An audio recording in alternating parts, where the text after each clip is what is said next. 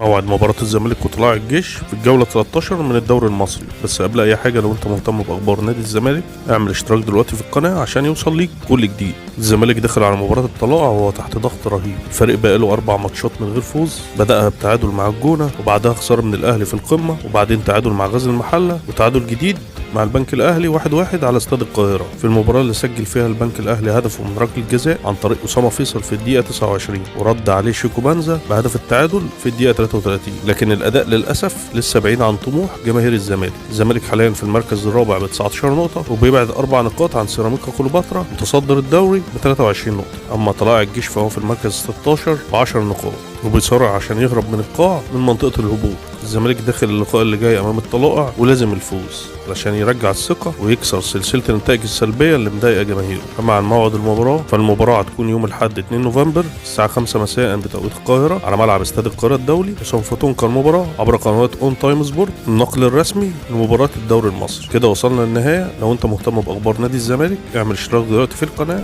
عشان يوصل ليك كل جديد. كان معكم حسن سعيد.